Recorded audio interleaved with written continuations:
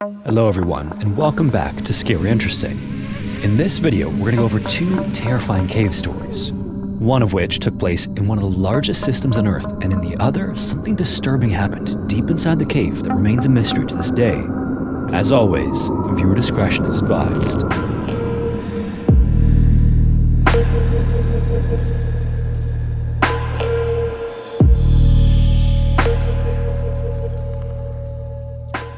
Before we get into the video, I want to introduce you to today's sponsor, Surfshark VPN. As Scary Interesting has gotten more popular, I've naturally become a little more concerned about privacy and security, especially anytime I'm working away from my home office. That's when a VPN is basically essential. A VPN encrypts your internet connection, creating a secure tunnel between your device and the web, protecting your data like passwords from hackers, surveillance, and tracking, especially on public Wi-Fi. It also routes your connection through servers in different locations, making it appear as though you're browsing from that region. Beyond the security this provides, a great benefit is that it allows you to access location-specific deals and content. Like for example, as a Canadian, streaming services typically show only the Canadian catalog, but with Surfshark, you can access content from any region where they have servers. And this also extends to price deals, letting you find better offers based on the location. And the best part is that even with their most basic plan, you can use it on an unlimited number of devices. This means you can keep your entire household protected with a single subscription. And beyond just their VPN, Surfshark also offers a data breach alert system that notifies you as soon as your email, ID, credit card, or other personal information gets leaked online. This means you're able to take action right away and change passwords or anything else to keep yourself protected. So right now you can get 4 extra months free of Surfshark VPN by going to my link in the description or by going to https://surfshark.com/scare. They also offer a 30-day money-back guarantee, so there's no risk in giving it a try. And with that said, let's get into today's video. Deep beneath the hills of Agtelek National Park in northern Hungary, a group of young cavers move cautiously through the underground maze of Baradla Cave to an area known as the Styx Branch. It was New Year's Eve in 1965 when the Romer Flores Cave Exploration Group, who were a band of eager students led by a man named Walter, embarked on what was meant to be the highlight of their multi-day caving expedition. Despite their designation as students though, these were not amateurs. They had actually spent years honing their skills in the tunnels of Hungary's Kars caves. Walter himself was also a Benedictine monk and seasoned caver and had led many of these young men and women on past adventures. That particular night, their goal was ambitious. They'd be taking an underground journey to the Hungarian-Czechoslovakian border to an iron-gated boundary hidden deep within the cave system. To prepare for this, leading up to this trip, their training was rigorous. Nearly every weekend, they ventured into the rocky terrain of Hungary's Kars regions where they learned the art of underground navigation, rope techniques, and the delicate balance of respecting nature while also conquering its challenges. Unlike modern cavers equipped with waterproof suits and advanced gear, these students relied on layered clothing and carbide lamps, which were typical of the time period. The year prior, by 1964, Walter had taken the group beyond their usual stomping grounds and led them to this more challenging system, which is positioned at the base of a striking white cliff that overlooks the nearby village's outskirts. And this first view of it sets the stage for the rest of the system. Its main passage is a winding and intricate channel that stretches approximately 4.3 miles, or 7 kilometers, and averages 33 feet, or 10 meters in width. It also reaches heights of about 23 to 26 feet, or 7 to 8 meters, with several expansive chambers. One of these is apparently large enough to accommodate up to 1,000 people at once. Then there are also numerous side branches, both short and extensive, that connect to this main passage. During periods of flooding, subterranean waters also flow through the primary channel, and within the system lies the tallest known stalagmite in the world, standing at an impressive 122 feet or 37 meters tall. That should give you an idea of how large the system is. Their 1965 New Year's Eve cave camping trip had been meticulously arranged and included 5 days of exploration, training, and fun deep within the system. The first few days were spent traversing different sections of the cave, exploring side branches and difficult routes, building up to the ultimate challenge, which was the Styx Branch. This is a dangerous water-filled passage that only the most experienced cavers would be allowed to cross. Thankfully, the hikers were well prepared for the conditions, carrying with them rubber mattresses, sleeping bags, layers of clothing, and lamps for light and air monitoring. Finally, on December 31st was the final and most anticipated leg of their journey. The less experienced members among them remained behind at the campsite, and only those with the skills and training to handle the challenge would attempt the crossing. As they made their way to the Styx Branch, the air felt thicker than usual and the water levels were slightly higher.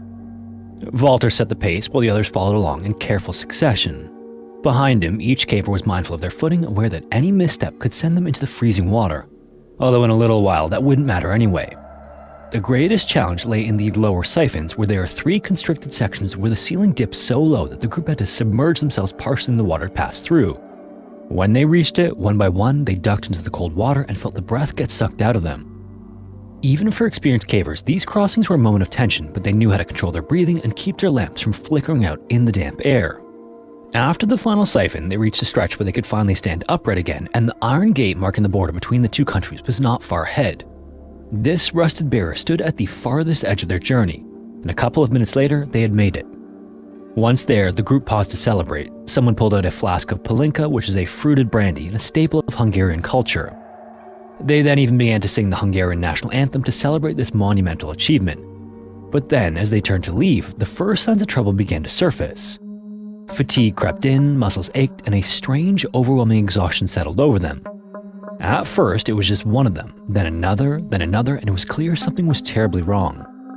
Initially, a few brushed it off as the fatigue from a long journey, but then one among them staggered, then another stopped to lean against the wall, breathing heavily.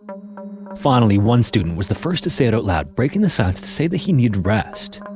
Strangely, he was young, fit, and experienced in caves, yet he looked pale and unsteady. The others then glanced at each other in the dim glow of their lamps. There was no place to stop now in the narrow water-filled tunnel that led them back to camp. Walter then urged him to continue, reminding him that he couldn't stop there. So the student nodded and pushed forward, but a few more steps and another student stumbled, dropping to his knees in the water. Then behind him, yet another student swayed, his balance suddenly failing. Then, one by one, they began to collapse. The strongest among them tried to help the others, dragging their unconscious friends forward, but it was too much too fast. At first, the group tried to carry the fallen, but as more succumbed, it became clear that they would not make it out on their own. Walter then had no choice. He had to leave the others behind and go for help. It was a terrible decision to have to make, but the only one that made sense. If they didn't get out and they didn't bring in rescuers, the others would die right there in the darkness. Another teacher, Maria, joined Walter, and with every step toward the cave's exit, their own exhaustion threatened to pull them under as well. Their heads ached and their limbs felt like lead, but they had to keep going.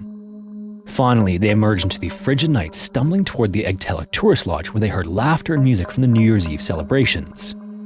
Inside, no one expected the sudden arrival of 2 people, soaked and shivering and barely able to stand.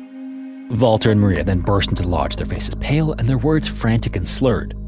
To the gathered crowd of partygoers, Walter's unsteady stance and words initially made him appear drunk. Slowly, though, the reality of the situation set in and the people realized this was something else. They then went on to explain that the cave had trapped some of their friends and some had already collapsed. The remaining cavers would not survive the night without immediate rescue. The first to respond were the border guard stationed nearby. They rushed to organize a rescue party, grabbing whatever equipment they could, but this was no ordinary rescue mission. The group needing rescue was deep within the Styx branch beyond the narrow siphons. Word then got around quickly, and soon mine rescue teams were also mobilized. The rescue team then descended into the cave and went through the same freezing waters that had already sapped the strength of those trapped inside. As they finally neared the Styx branch, they found the first survivors barely conscious, weak, and unable to stand on their own. Some then had to be dragged out while others stumbled forward with assistance, their bodies trembling from exhaustion and exposure. And then came the worst of it. Deeper in the cave, the rescuers found the lifeless bodies of 3 students. By then, there was no saving them. One by one, the remaining cavers were pulled to safety. The rescuers moved as quickly as they could, knowing that every second counted. The last of the survivors were finally brought out hours later, their bodies soaked, their faces pale, and their expressions hollow. They had escaped, but they would never be the same. The other 3 were then pronounced dead on site, and their bodies were removed under the watchful eyes of rescuers, officials, and their peers. The survivors were then rushed to the hospitals where doctors worked to stabilize them.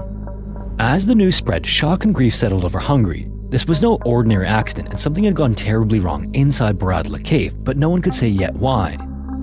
As the initial shock gave way to grief, another storm of blame and unanswered questions was brewing.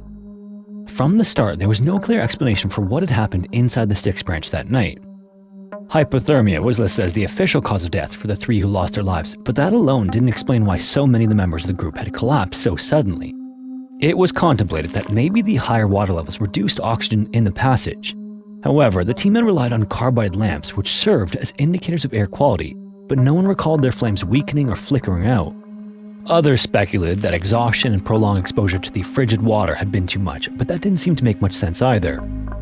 A more troubling theory, however, suggested that something had seeped into the underground stream, some sort of unknown chemical contaminant that had poisoned them as they waded through the Styx branch's waters. There were even whispers that the Czechoslovakian side had issued a warning about potential contamination, though if such an alert had been made, it had never reached those inside the cave. And unfortunately, no water samples had been taken in the immediate aftermath of the incident, so if toxins had been present, there was no way to confirm it. So with no concrete cause established, attention soon shifted to the man who led the expedition. As the person responsible for organizing the cave trip, Walter became the prime target of authorities. Someone had to answer for the deaths, and in the eyes of the court, the press, and the public, it was him. And the political climate only worsened his position. As a monk running a youth expedition, he was already under scrutiny in a country that viewed religious institutions with suspicion. So it didn't take long for accusations to surface, and he was blamed for leading an unprepared group into dangerous conditions, for failing to call for help in time, and for abandoning his students in the cave. The media then seized on the story, warping the details to fit a more dramatic, damning narrative. Walter's leadership style, once respected for its discipline and intensity, now cast a more sinister light. Some articles even implied that the group had been living under extreme conditions by choice, embracing a kind of religious self-denial and self-discipline that had weakened them before the fatal caving trip even began. And despite expert testimonies that suggested the disaster had not been Walter's fault, momentum against him continued to build. At first, there was reason to believe that he might be acquitted and that logic and fairness would prevail. But then the following summer, an unrelated incident sealed his fate. While boating with the sister of one of the deceased cavers, he was caught in a sudden storm. Everyone survived, but the event was heavily scrutinized. This then painted him as a reckless man who courted disaster wherever he went. And although the storm was an uncontrollable force of nature, the mere fact that he had been involved in yet another life-threatening situation was enough to turn the tide against him. After facing trial, the verdict came in, and Walter was found guilty of negligence and abandonment. He was then sentenced to 3 years in prison. This ruling would have lasting consequences, and not only for him, but for Hungarian caving as a whole. Within a year of the tragedy, every youth caving group in Hungary had been disbanded. The legal precedent had been set. If an accident occurred, a teacher or expedition leader could be held personally responsible, even if they had no control over the circumstances. And obviously, no one wanted to take that risk. This fear of liability strangled what had once been a thriving community of young explorers, and for years, caving expeditions dwindled as a result. Meanwhile, Walter served a sentence, and although he was released, he was barred from teaching. It was only in the early 1990s that he was permitted to teach again, but by then, the best years were behind him. And even though the world had moved on, his name remained inextricably tied to the disaster at Bradla Cave. To this day, the full truth of what happened in the Styx branch remains elusive.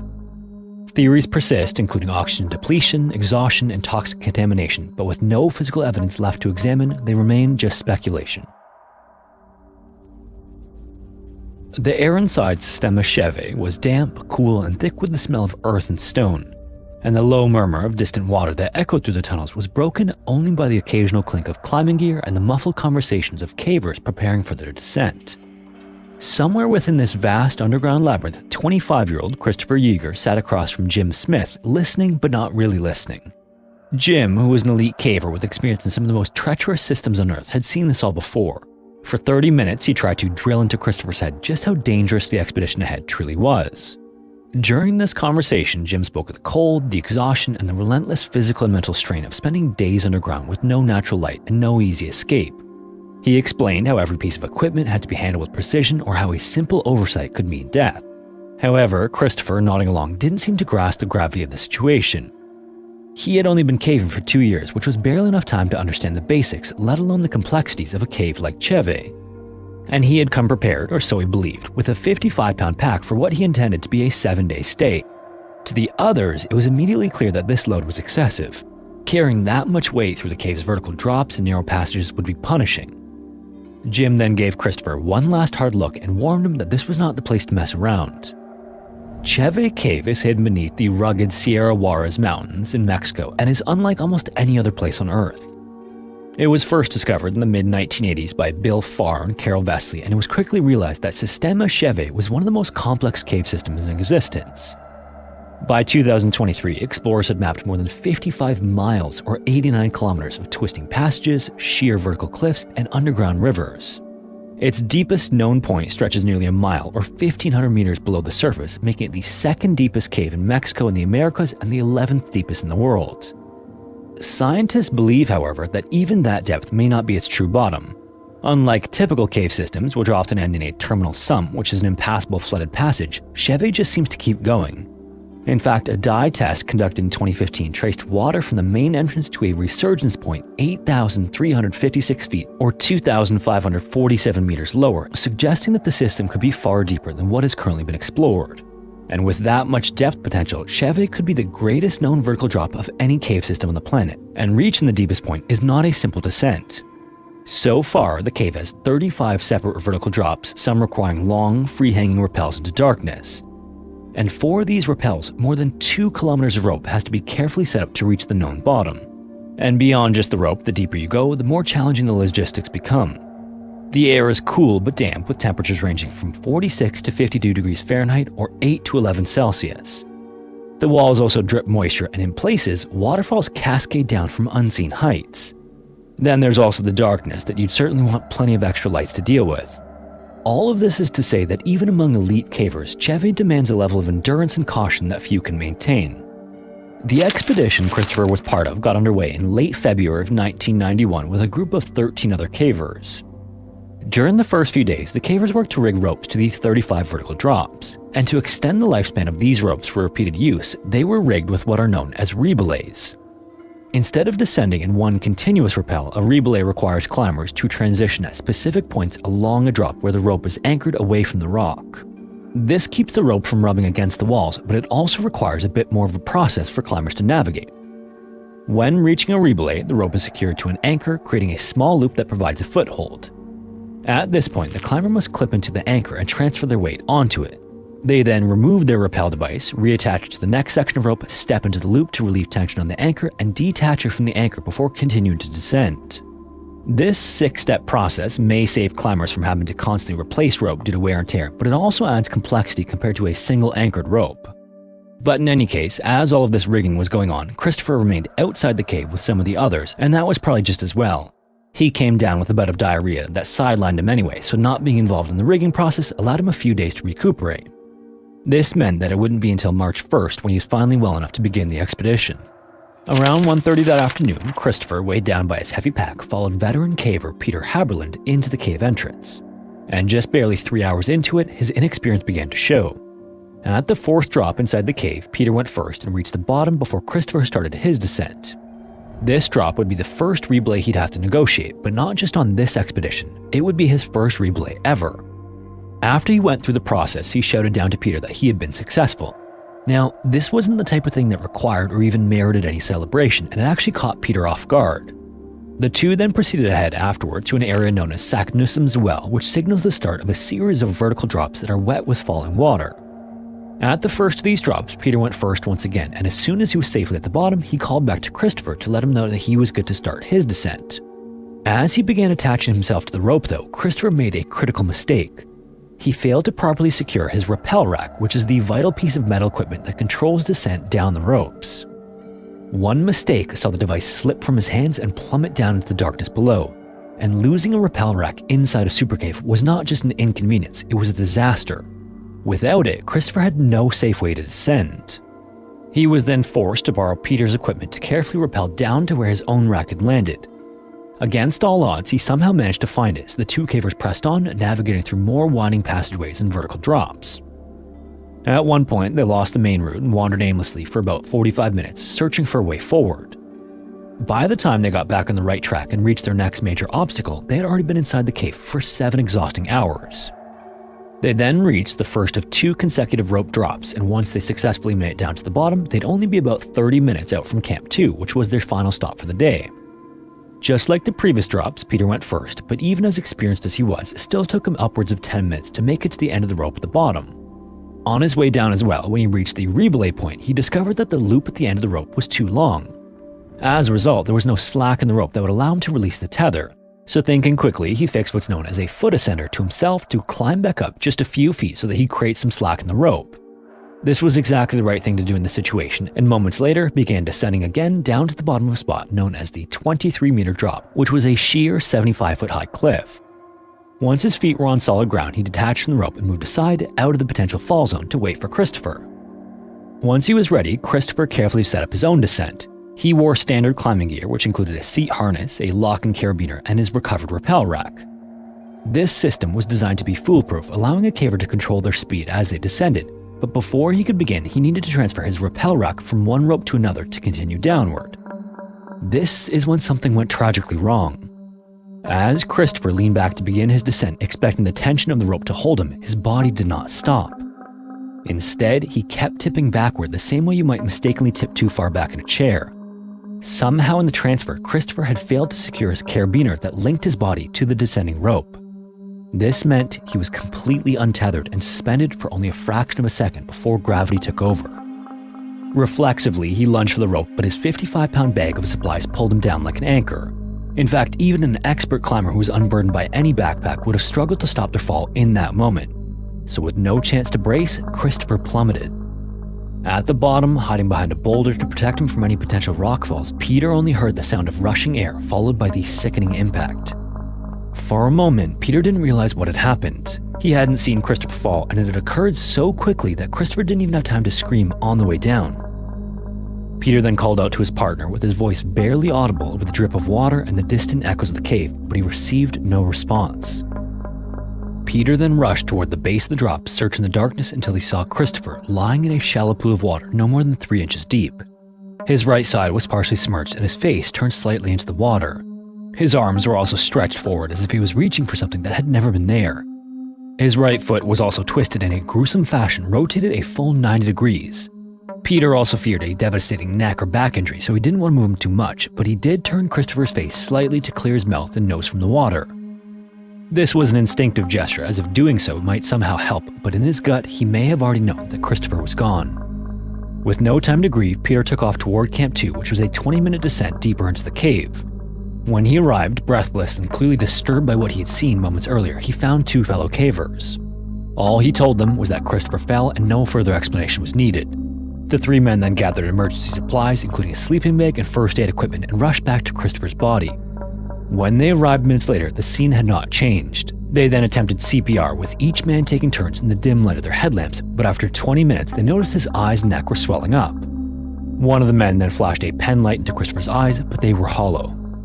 The reality of their situation soon settled in. They were nearly a kilometer below ground, several miles from the cave entrance, and surrounded by vertical drops that had taken them hours to navigate on the way in. Hauling a person through this was an impossibility for 3 men without the supplies that would be necessary for removal. So, for 11 days, Christopher's body remained in the cave.